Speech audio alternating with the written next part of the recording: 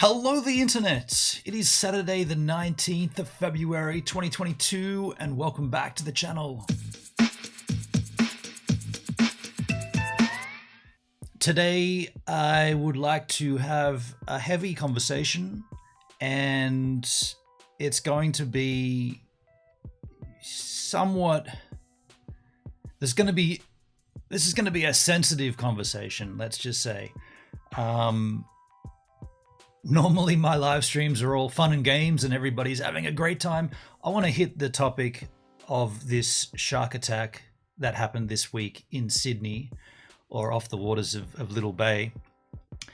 And I want to talk about it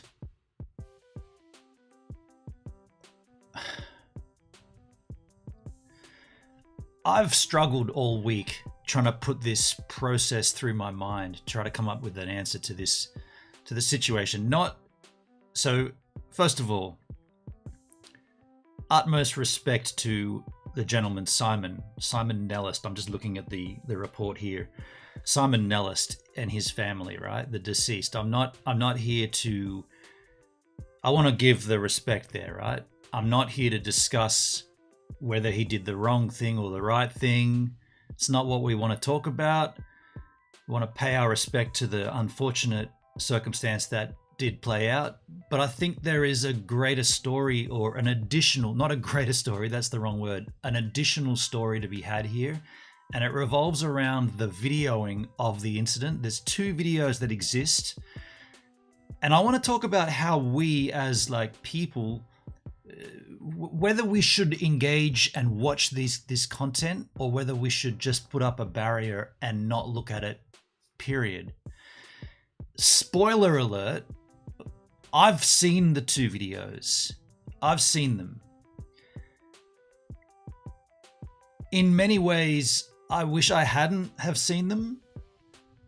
And then in another way, I'm somewhat appreciative of the fact that I did see them. And so you can kind of see that I'm still sort of struggling with trying to resonate all this and come up with some kind of conclusive answer. That's why I'm doing this live, and I will engage the chat. I will get to the chat, and certainly I want to have your response and your thoughts on this as well.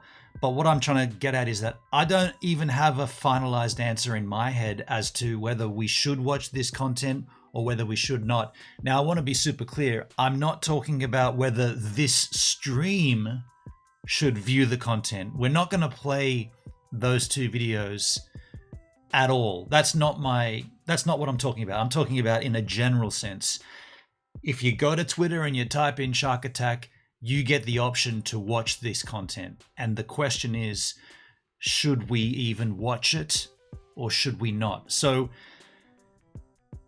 for the bulk of the beginning of this stream, I'm going to try to lay out what I think. I'm going to try to do that as eloquently as possible, but I don't have an answer yet. So it's me fumbling through my head, trying to come out with something clear, and it's not there yet. But I'm hoping with you in the chat, which we will engage with, maybe we can all add to the discourse and then come up with some kind of answer. It's hard. This is difficult to talk about. I'm a little shaky here. I'm not going to lie. So for those that don't know, I'm a surfer and I'm very frightened of sharks, very scared of what happens in the ocean. I do surf with the shark bands, BANZ, shark bands. These are electromagnetic. They're meant to protect you from potential investigative sharks. Now, look, whether they work or not, I've got one on my ankle, one on my wrist. It's supposed to give a nice big circumference of protection. People say, yeah, but that's not going to protect you against the great white. These great whites, they attack with ferocity. They attack with speed. A little magnet isn't going to do anything. And by the way, these magnets have been put in shark cages with white tips and little sharks, and they don't make a difference. And then they've got experiments where they put them on the bottom of the ocean and the shark doesn't go anywhere near it. So do they work? Who knows? What I'm trying to illustrate is that there's a huge level of fear and a level of concern from me because of surfing. With that said, I'm in the dark as to what happens with a shark attack. So I've never had a shark attack. I've never been near one. I've never seen one. Aside from the films, Jaws, which is fiction, fabrication, and aside from there are some sort of strange videos on YouTube that are either faked, or there is some real ones we've never seen anything ever like what these two videos were this week. And what I'm referring to, if you haven't seen them, I'm not here to tell you, yay, go and look at them or don't. But what we saw, or what I saw, the first video was the attack, like the full-on, most horrific, intense,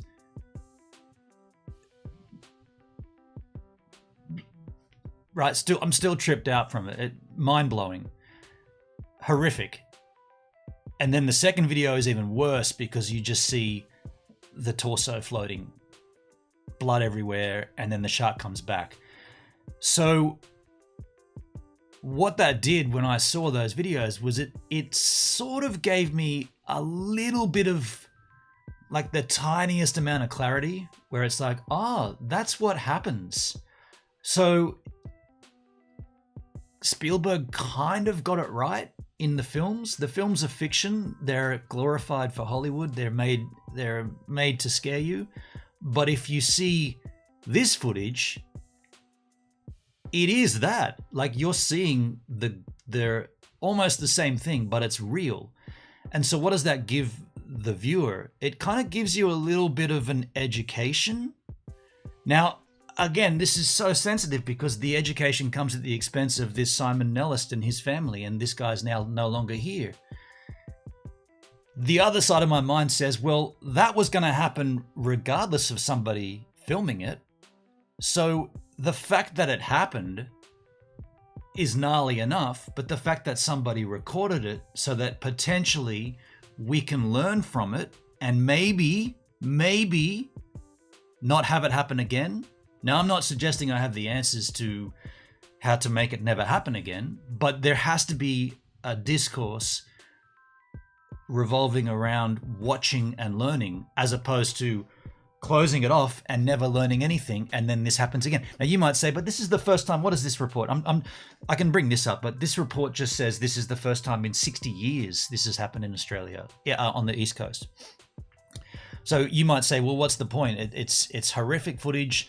It's degrading to the family. If it was my son, I wouldn't want anybody else to see it. I understand all that, and I sympathize with that. How can we take a lesson from it?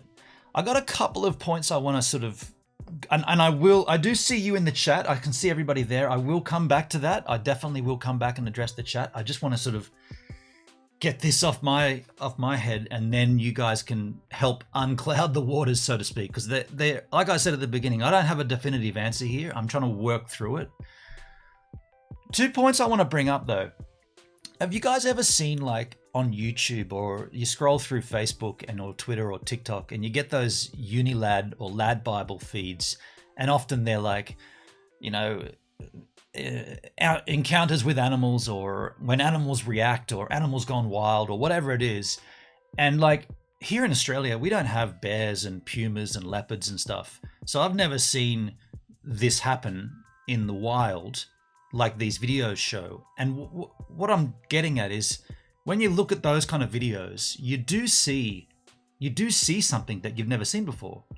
So I took a trip to Canada 5-6 years ago now, and there was a bear on the side of the road. And well, I knew sort of what to do, right? Like, if there was to be an incident, I was aware of what I should and shouldn't do, because I'd seen all these Unilad, Lad Bible, stupid scroll, click through 20 of the best, all that crap. God, I hate Facebook, but that's not the point. But I had seen that content, so I was aware of what to do. Make yourself look tall, stand up, get beside your car and roar, right? Like, don't go into a cower and let the bear think he's number one, this kind of thing. Another one that stood out in that instance was, there's a one that's kicking around right now. There's a leopard or a puma or something, and it looks like it's on a trail, and the guy is kind of backing away from it filming, but the puma or leopard or whatever the great cat, whatever the thing is it does this run where it does like 3 little lunges forward, but it has its paws out. I don't know if you've seen it. It runs from its back legs. It must be like a kangaroo where they use their tail for guidance, and it skips like 2 or 3 skips on its back legs, and the front legs come up, and then it smacks the ground with the paws, and it's doing this to like make it look bigger and like throw stuff up in the air with the dust and appear greater. And so what I'm getting at is, watching that video, you learn how these things either attack or how they instill themselves as the one that's in control, making the ground dusty and bigger and hands in the air and bouncing forwards. So if you were then there, you could potentially do the same thing back, like wave the tree branches and appear bigger. You know, it might sound stupid, right? But at least you've got something, some kind of defense or some kind of leveling of the field if this big cat wants to attack.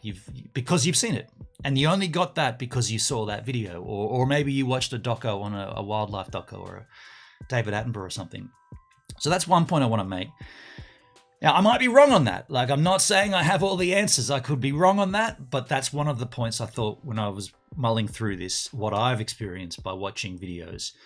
The other one I wanted to draw on is a little more, I guess it's down to the individual, but I want to talk a little about Mick Fanning and his incident in South Africa. So you all saw this.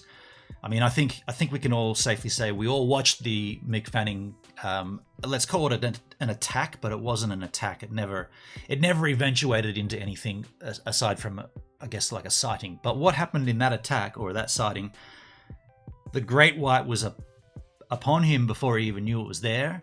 He got knocked off his surfboard, separated. The great white had lunged and bit through his leash, his leg rope. So he was separated from his board, and he starts swimming away. And if you watch post interviews with him talking about the situation, he said he was swimming away as fast as he could, but then something triggered in his mind and he stopped swimming and he turned around to face the shark. So he made a conscious decision to turn around and look at the thing. And the reason he said in interviews was, I was swimming away from that thing and I didn't know what was going to happen.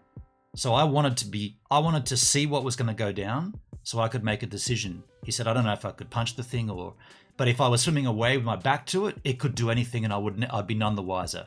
So he made a decision to stop swimming and turn around and face the shark. Playing that into this scenario, it's almost the same as watching the video, because then you at least see what happens and see what you could or couldn't do. Now, I know because I've seen the videos, I know it's it's a hugely different situation. First of all, this gentleman is getting mauled, like torn apart, right? Limbs gone, blood in the water.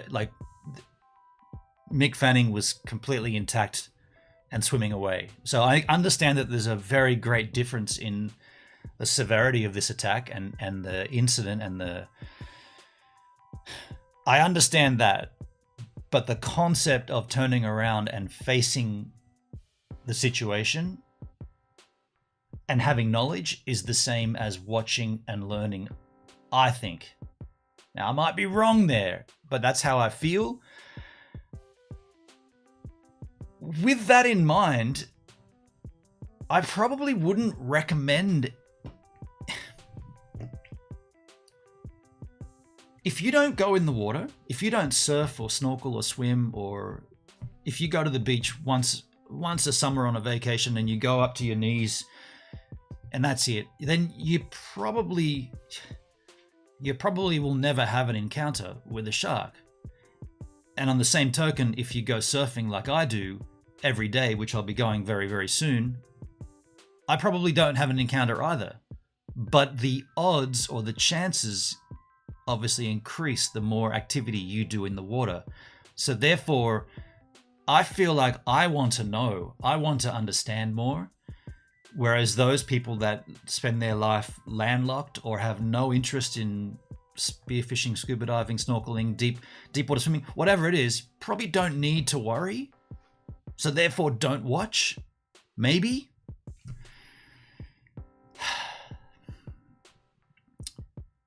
I think that's everything that I've got in terms of how I've been feeling. It hasn't been a very good week. I haven't slept very well at all. I used to have dreams as a kid after watching Jaws back in the early 80s, and I'd wake up thinking anything off the edge of my bed was water, and therefore if I went to the bathroom, the sharks would get me from the carpet sharks. I've been doing that all week, where I've woken up thinking I'm being attacked or there's sharks swimming around my bedroom. Hasn't been, no, I'm not trying to downplay any of this for the gentleman that was attacked, but this is what it's been happening with me. I want to turn this over now and hear what you guys have to say, so let me address the chat here. Let me go back up to the top. So I came in with hello the internet, then Rich says hey Gives. Hey Rich. Chadsky, hey Gives, long time. Chad, has been a while, man, haven't seen you for a while. Good to see you. And I said smash that like button, thanks. And we got 10 watching and 9 likes. That's a good ratio. Thank you so much for that. 9 likes, 10 watching. That's cool. Thank you everybody for tinkling the like button. Hey Hendrik. Hendrik's in the house. Guten Morgen all. Hello Hendrik. Guten Morgen. Hey Chadsky. Good to see you. Pertsky moin moin from a very windy Vaterland. It's very windy over there, Pertsky. Hello. And Shyla Rose in the house. Yo. Good morning, Shyla. Good morning, Pertsky. Didn't give any of you cheers. I'm going to cheers you all now. I think that's 4. I've done 4. We'll just go all the way to 9. Whoop, what was that noise? I'll go to 10. 11. There's 11 watching. And 10 likes. Thank you. These are extra cheeses for everybody coming in now. Tapping of the microphone signifies the cheers somehow. Hey Pertsky, Shyla, Hendrik. Hey Shyla, Chadsky. Hit that thumbs up. Thank you, Shyla. It's quite bad. Been days kicking off. Hey Chad, long time. Good to see you, Pertsky. I haven't seen them. I used to regularly watch Live League. I don't think... Okay, so this is in regards. Pertsky says, I haven't seen them, the 2 videos. I used to regularly watch Live League. I don't think uncensored videos should be in the mainstream. Yeah, I'd agree with that. It shouldn't be right there amongst everything else. Yeah, I'd agree with that. And Hendrik agrees. I agree. Watching these things can cause mental health issues. Definitely. I mean, I'm not suggesting I've got a mental health issue, but I've had an issue all week since watching those videos. No doubt about it. It's completely succumbed. I've succumbed to it.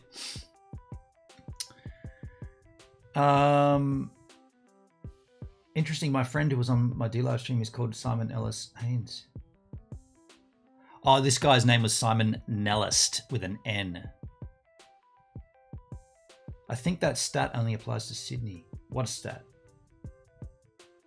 Hendrik, I don't use Facebook on mobile, too intrusive. On desktop, I use a plugin called Facebook Purity to block ads and Lad Bible and shit. Yeah, okay, fair enough, yeah.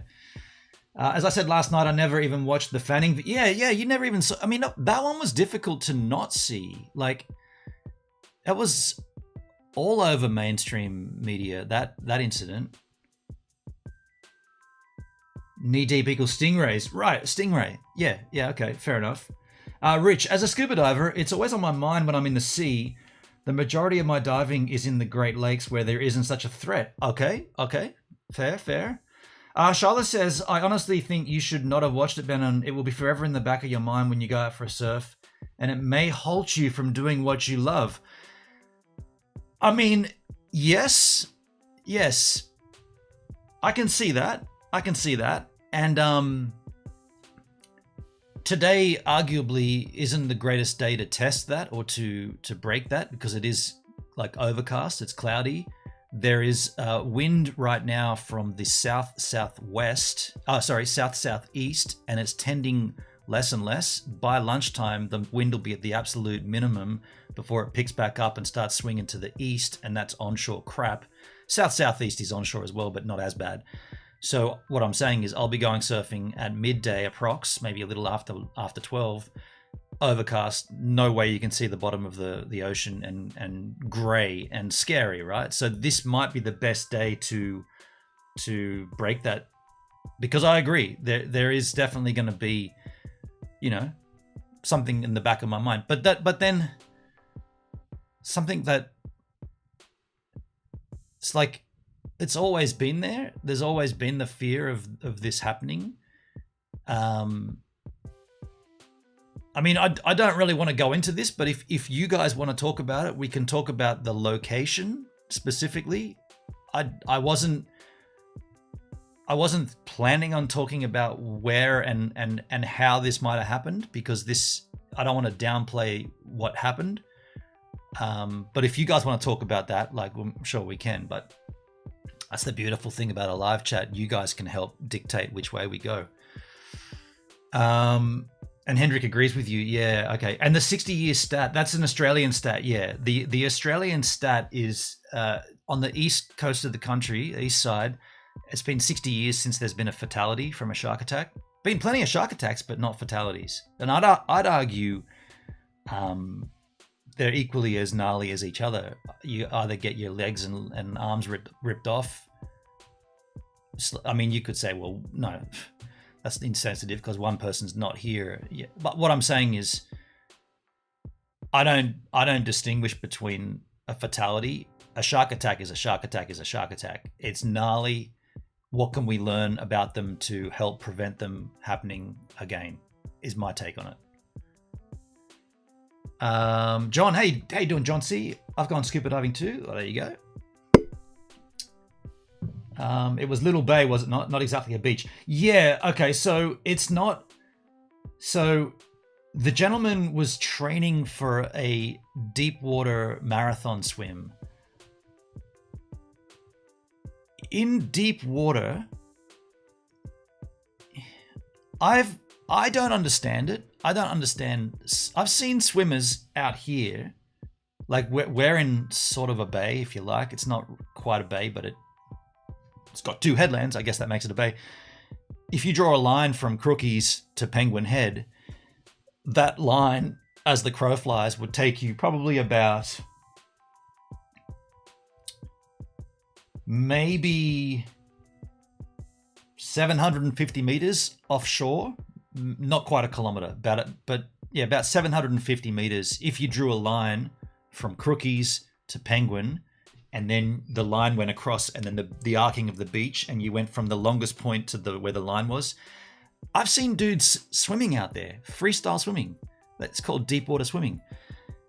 I don't understand it, because if the idea is fitness and fighting against the currents, you're going to get that close to the shore just like you are in the deep water. Yeah, I mean, you'd never get me out there without a boat, right? And I even see SUPs out there, stand-up paddleboards, and you'd never have me out there. Like, if you want to see this stuff, so I'd be very interested to hear this guy's take on it. There's a guy on YouTube called the Malibu Artist. Now he does drone footage on the west coast of America in California, all along those stretches of beaches, filming SUP, stand-up paddleboards, kayakers, and surfers interacting with great whites. They're usually juveniles. They're smaller, younger great white sharks. He films them with his drone, showing that nearly 9 out of 10 times the sharks are absolutely disinterested in the humans, completely disinterested. They'll swim right up to them and they'll just swim right away. Happens. And if you want to see it and you want to see how placid these animals are, go and look at the Malibu Artist. Go, just type it into the YouTube and off you go. You'll see anything. Like, he's got hundreds of videos of this.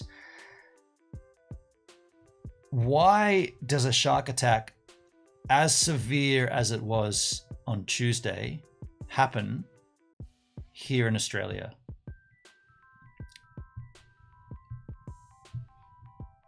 That's a question that people must be asking, right? The spot, Little Bay, where this gentleman was swimming, it's the edge of it's a drop off a rocky cliff edge. It's a fishing spot. The two gentlemen that filmed it, they were fishing.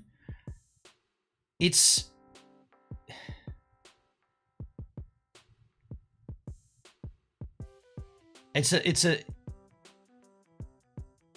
it's a spot where there is going to be feeding. They were literally fishing.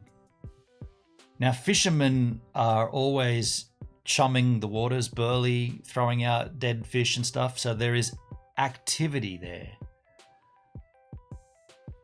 Maybe there needs to be a conversation about, well, look, if we're gonna have swimming and fishing, there's got to be some kind of, I don't know, some kind of stipulation that they've got to be separated. It's like saying, I want to go and play handball with my 6-year-old nephew. He's not 6 anymore. I want to go and play handball with Poopsie. Let's go and do it on the freeway amongst the traffic.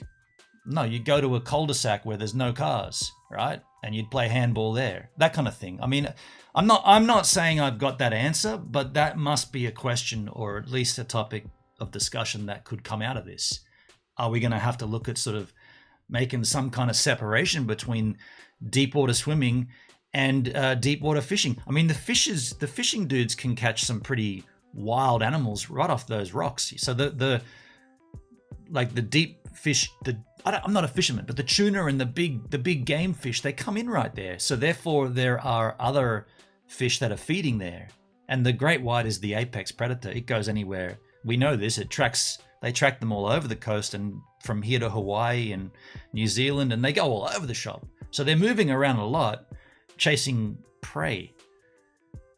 It's got to be a question, right? It's got to be a question. I'm not pretending I've got the answer, but I definitely would like to have the discussion about that, because if you don't speak about it, you never get anything from it.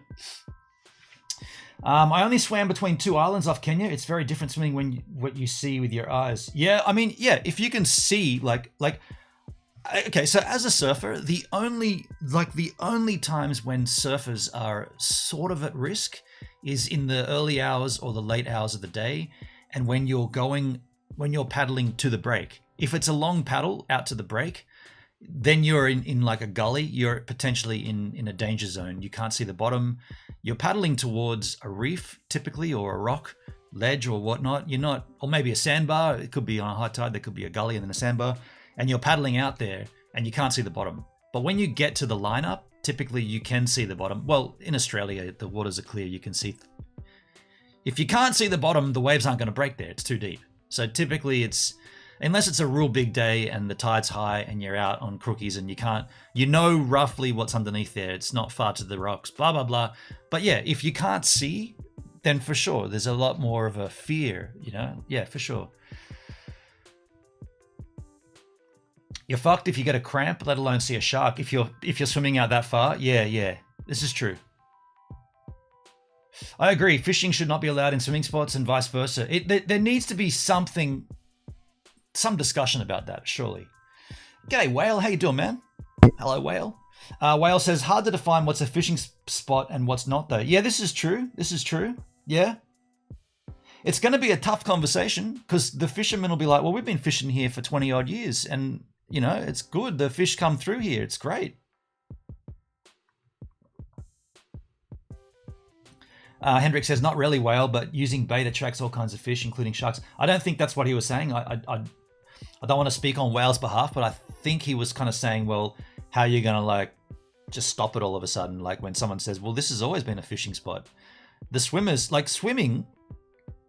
See, I guess that's the thing. Deep water swimming can take place anywhere, right? Deep water swimming, as long as there's deep water, you can swim. But fishing, they got to rely on different pockets of depths of water and rocky ledges, and where fish hide and small fish live in crevices next to lobsters. I don't know. I'm not a fisherman, but I'd imagine there's a lot more. There's fishing spots. People go there and they swear by them. So that's going to be a tricky conversation. But there needs to be a separation for sure, right? Like I said, you don't go and play handball on a freeway. Or if you do, you accept that, hey, man, we could lose our ball or we could get hit by a car. Yeah, here you go, Whale. Most of the ocean environments have multiple purposes, which takes priority. Yeah. The other thing I want to say, and this is a completely different angle of this, I was thinking last night as I was trying to get to sleep, and this is like religion, I guess. This is a religious thing. Like, why do we need, like, what's with the shark anyway? Like, and not just the shark, but why have we got animals that can completely nail us like that? Like, it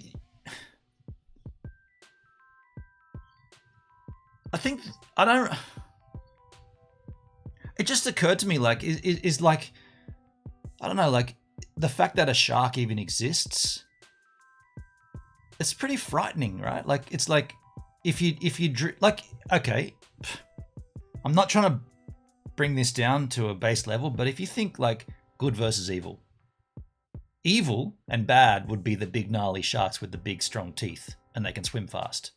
They're the bad dudes, and we're arguably the good dudes. And so there's this bad force and a good force. It's kind of like, why do we need that? Like, what is, like, God sadistic? He's like, well, I'm going to give you these beautiful oceans, and but there's going to be these things in here that can really mess you up. So just make sure you do the right thing. Otherwise, this is going to happen. You know what I mean? Like, that's a big philosophical question, but it has occurred to me, like, just as I was just entering sleep last night, I was like, yeah, why did we even get sharks? Like, what'd they give us sharks for? What do we need them? Then you'll have people say, yeah, but they keep the oceans in check and the food chain and all this. It's like, I get that, but yeah, it's just yeah, I don't have an answer for that, but and I also got another point to make. I've seen, if you troll, like, if you don't watch the videos, that's fine, but if you scroll through the comments, it's a very mishmash of people with differing opinions, which I guess is the nature of social media. But I've seen comments where someone said, you know, they shouldn't hunt the shark and kill it because the shark's just doing its natural thing. And then someone responded to that by saying, yeah, but now the shark has a taste for human flesh and it'll be back. And I'm thinking, are you saying that the shark enjoyed it and now they're going to come back and try to get more? It's like a buffet or something?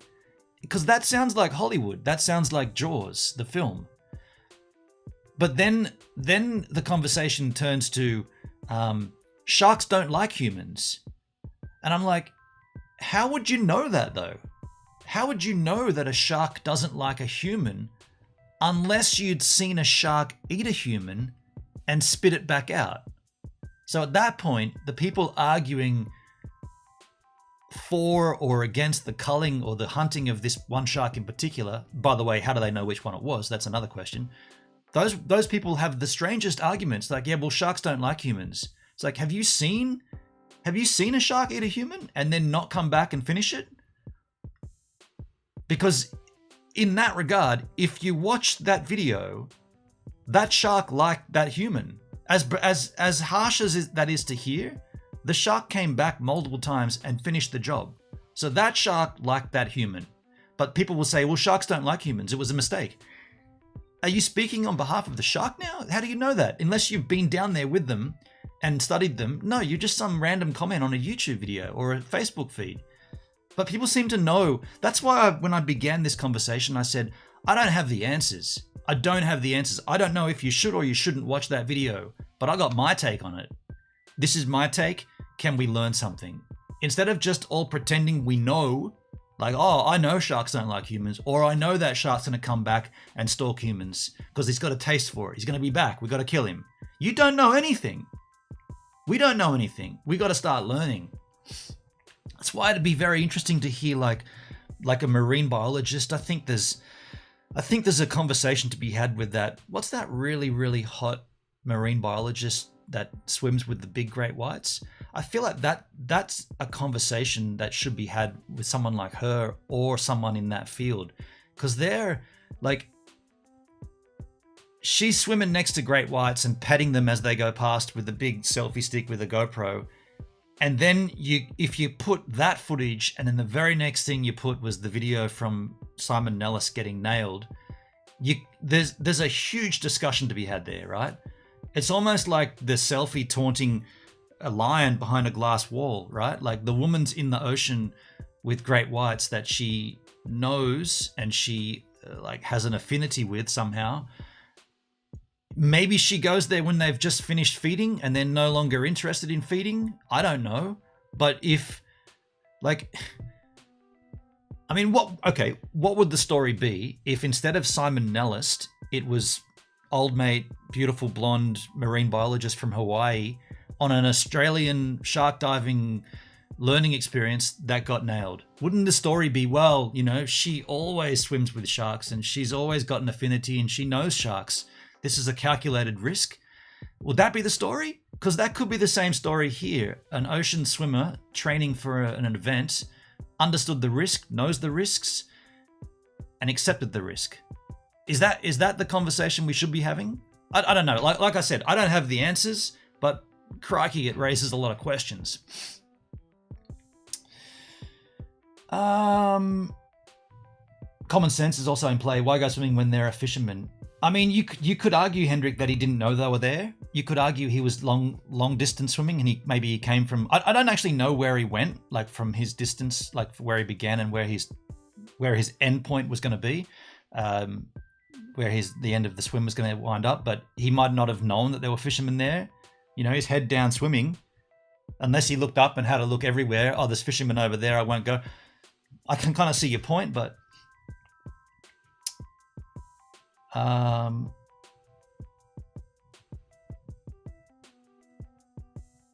Charlotte Rose, I read that the fisherman kept fishing as the body was being ripped apart. Like, what the fuck? Yeah, that's in the video. You see, I mean, but what are you gonna do? Like, the fisherman happens, the guy that's in the frame fishing, he's just witnessing something that he's never seen before in his life. I mean, if it was me, and I'm not saying that he had to act this way, but if it was me, my first reaction would be to rip out a phone and hit 000, that's 911 in Australia, shark attack. And I'm sure people were doing that, right? This is happening right now. It's playing out in front of us. The guy was probably just like, what the hell am I seeing? Like, it's so... And that comes down to my point. Like, if you've never seen it before, you don't know what you're seeing. You're completely in the dark here. This is the same story and the same discussion I've had before with Claudia when she's learning to drive a vehicle. So my 16-year-old niece is learning to drive. I get her, when we're driving, don't tell her mum this, I get her to swerve the car. I get her to grab the wheel and yank it and swerve it. We're in a confined space with no other vehicles. And the reason I do that is so that she can feel what the car does. Like, it's all good to put your foot on the gas and the clutch and the brake and then steer the car, but unless the car does something that you're not ready for, and if you've never experienced that before, you'll never know what to do. So I'll grab the wheel and turn it from her, and I want her to respond. And the reason I do that is to put her in a position, not a dangerous position, but a position where she's out of control momentarily, and she's got to rectify the vehicle back under her control. Heaven forbid that actually happens when she's in a real life scenario, but at least if it did happen, she would have the experience, or at least she's had the previous experience to know what to do in that situation. Your comment, yeah, the guy just kept fishing. He doesn't know what he's doing. He doesn't know what he's seeing. He's like, probably stuck in shock, right? Probably just like jaw agape watching, what? Like, because he's never seen it. Got to drive a kid back in a bit. No worries, Rich. No worries. The shark would just say tastes like chicken. Have you ever seen the movie Aquaman? It's a superhero film published by Warner Brothers in late 2018. I haven't seen it, John. Haven't seen it.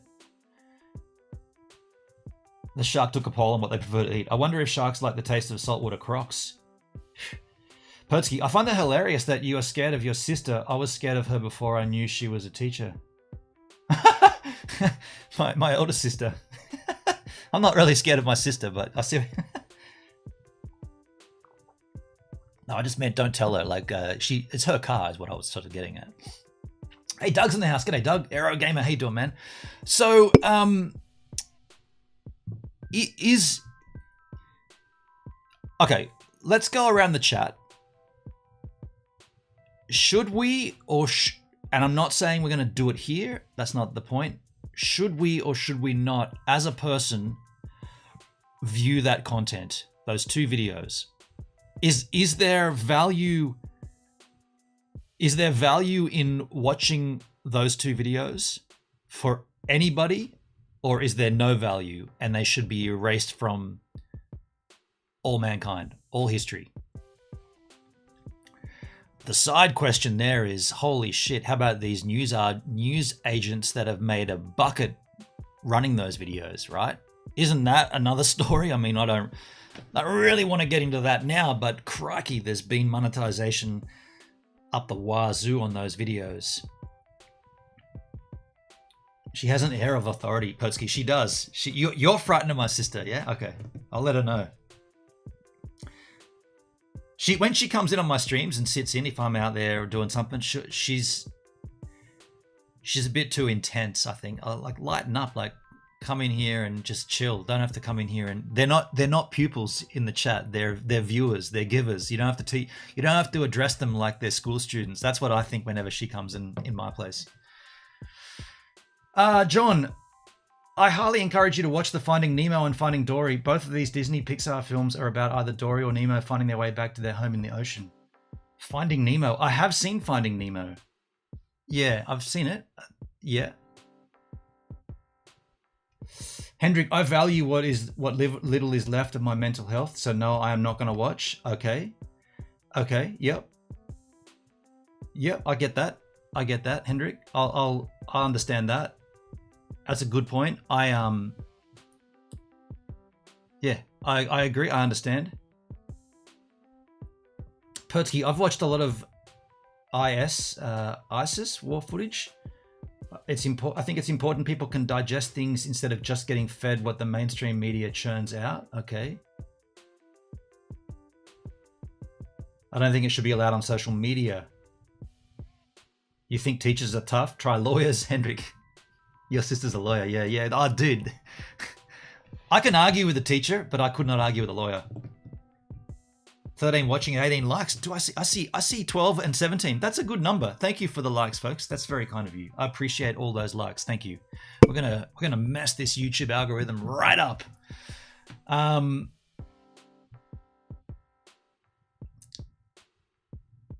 was gonna have a quick discussion. So the gentleman who filmed it is getting a lot of hate, or at least he was. This happened on Wednesday. Not Tuesday, Wednesday afternoon. It was during the Tracer stream that this actually played out. And then I saw his TikTok channel. Then he disabled comments on the video. And then he posted a strange spearfishing shark video straight after it. That was a bit odd. But I heard, and I guess take this as you will, but I heard through social media that he did wind up in hospital himself, pretty heavy trauma, pretty hard mental conditioning, because he was there and he filmed it. So is there something that we need to discuss there? Like, what about, people film everything. Like, I film everything. I'm documenting, I'm capturing. Money's too tight for steak. Steak? Is cut of meat appropriate for this stream? Oh well, cut of meat. Cut of meat will always be appropriate, Charlotte. This was a thing before this incident. It'll be a thing after the incident. I appreciate the super chat. Thank you very much. $15, dude, that's very kind of you, Charlotte. $15, thank you. Is cut of meat appropriate for this stream? It's very cool. Thank you, Charlotte. Do you... Everything gets filmed these days. Everything. This brings this right back around in full circle for me, because everything gets filmed, so therefore we can learn from all that documentation. So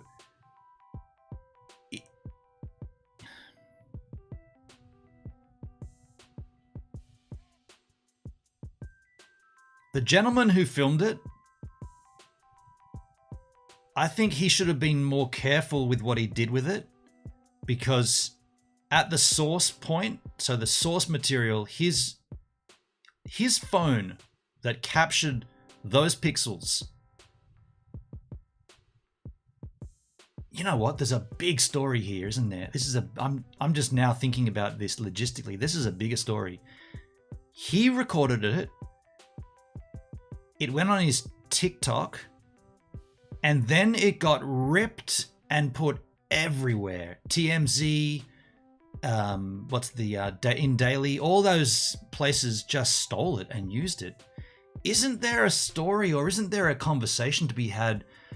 Like, all right, Little Bay, the eastern suburbs. Imagine this incident went down as it did, and those 2 videos that he shot did not exist, or he didn't tell anybody that he filmed it. We wouldn't have seen the severity of it. The most horrific report I saw was when the reporting stated that it was a catastrophic attack and we found human remains. So that, in my mind, without having seen the video at that point, I pictured body parts floating on the water. That's what I pictured. So what would have happened if this gentleman didn't release that footage, but then approached one of, like, the council of Randwick or the Eastern Suburbs City Council and said, I was actually down there and I have footage of it. But I want to sell this footage.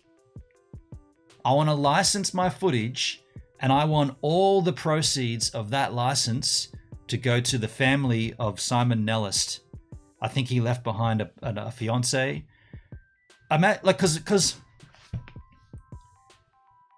irregardless, I know that's not a word, but irregardless of whether you will watch the footage or you won't, there is a huge, huge dollar value associated with that footage. And we've already seen many, many, many places milk that for their own gain. Could there have been a way that the gentleman who is in hospital now himself for mental conditioning after videoing this, is there a way that he could have contained the license and then given this money? Imagine licensing it to 60 Minutes, one of the big sort of invested to give journalist networks, and you could have said, well, I've got the footage, I'll show it to you in a private setting, and then we can talk about what that worth is. And the value, all the value of that is going straight back to the family of the deceased. And the license will stipulate that you cannot on-sell it to other, because like TMZ and all those places, they're just milking this. They're just completely smashing this content, and they're monetizing it, right? So what could be better at that point? And then it could even go into, like, you know what, this is, okay, I just thought of it. This is exactly like Crocodile Hunter, Steve Irwin, when he died. Did you know, were you guys aware that they filmed his death? Are you aware of that? The Crocodile Hunter died from an extremely fluky 1 in 100 million chances of a stingray barb piercing his heart. It's absolutely fucking ridiculously freaky how strange of an incident that is. They were filming a documentary at the time. His wife was given the footage by the documentary team, and she destroyed it. She said, I do not want this to be aired. I do not want anybody to see this. She's seen it and she destroyed it. So aren't we in a similar position where, given hindsight, we could go back and say, there is value to this in terms of the education, the learn. There's value, intrinsic value to the actual footage, and that could go back to the family that's just suffered a horrendous loss. That's a conversation I didn't think we'd have today, because I'm just piecing that together myself right now. But The mainstream media is no good. They're always playing their own agendas. So over it. This is true. That was dark, Charlotte. That wasn't dark. The cut of meat is always money's too tight for steak. That's always been a thing here. We're going to continue with that before and after this incident.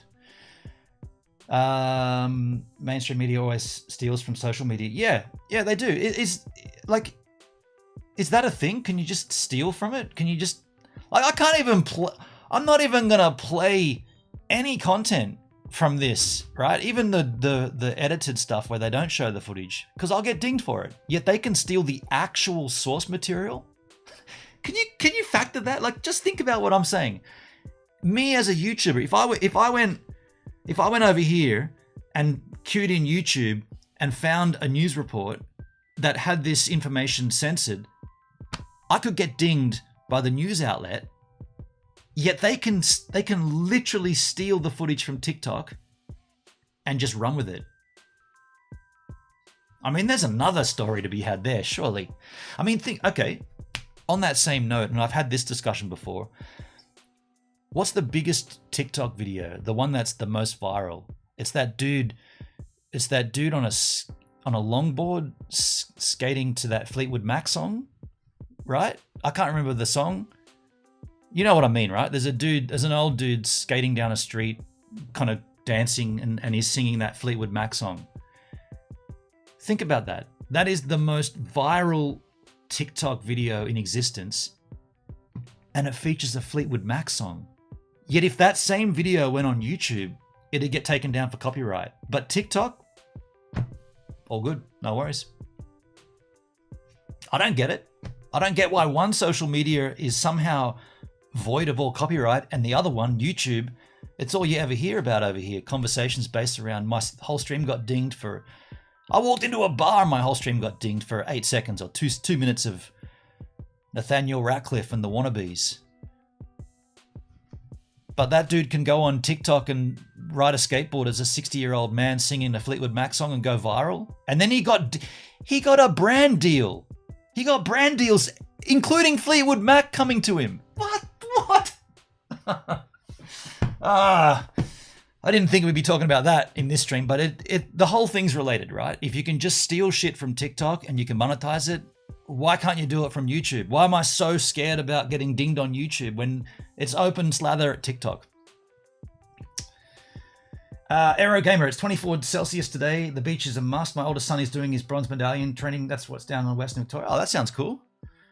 Hendrik, I had Tourism Queensland steal photos from me. When I called them out, they blocked me. Take that, you original copyright holder. 60 Minutes is busy filming ScoMo acoustic sessions. Oh, that's coming up. I've got that tabbed on my D-Live stream. I'm going to do some outside things in the backyard. Need to high pressure the decking and probably throw a few burger snags on after. Oh, wow. Burgers and snags anytime. There are firms that will go and get your money from all the big players who use it. Yeah, and they'll take a cut off it as well, Pertsky. Debt collectors, right? Lawn for 4 days next weekend. Oh, wow. Aero, that sounds fun, dude. Just hit the ocean road and keep going, Doug. It's actually nice without all the tourists. John C. Speaking of sharks, I know a great TV show all about sharks who continue to do lots of business all at once. That TV show is called Shark Tank. That's not about sharks though, right? That's the pitching show where you pitch a good idea. Well, look, Shark Tank has been on ABC since August 9. Yeah, but it's not about sharks, right? Shark Tank is it's the idea of you pitch a business and you get investors and stuff. If I'm in the ScoMo D-Live stream, be sure you have X tag on. Pertsky, we're given that it's an M tag minimum when you come in on the D-Live stream. Folks, let's end this here though. I feel like we've definitely hit some pretty key points here. I know we're sort of joking around now and we've kind of come full circle, I guess, to a different, or not full circle, we've come through to a point. I haven't come to a conclusion myself, but we have had a conversation. And that's important. I think if you stifle the conversation, you've already lost. So at least the conversation can be had. Yeah, I'm still not 100% certain what I think on this situation. I don't really. I didn't come here today to try to get a resolution or to come up with an answer. I came here today just to put my concepts and my ideas out there so that you guys could also sort of mull it over and come up with some kind of, well, not a conclusion, but some kind of, I don't know, like leveling, if you can get it level, like just get some kind of, it's better to talk, right? I've been sitting here trying to sleep at night and it's been plaguing me and it's been going over and over and over, and I just want to talk about it. So have a good day and night all. Thank you, Charlotte. Thanks everybody for being here in the chat. It's very kind of you all to be here with me. John, final score, 18 likes and up to 13. I mean, I can see 12 watching and I can see 17 up likes. That's very kind of you all. Thank you very much for the 17 likes. If you did like the content, please like, share, and subscribe. Share this out with all your friends. See you all on the D-Live stream. I was thinking about having a day off. I don't know. I was thinking about not doing a D-Live stream today. I'm not really feeling myself. I said that last week too, and I ended up going live on D-Live. I don't know. I'll see what happens, but yeah, I don't know. D-Live is just not exciting me anymore. But anyway, we'll see what happens. Thanks again for being here, folks. Thank you, Charlotte, for the super chat. And I'll see you yahoos on the flip side. Get him out of here. Go on. Out you go. Get out of there. Get out of there.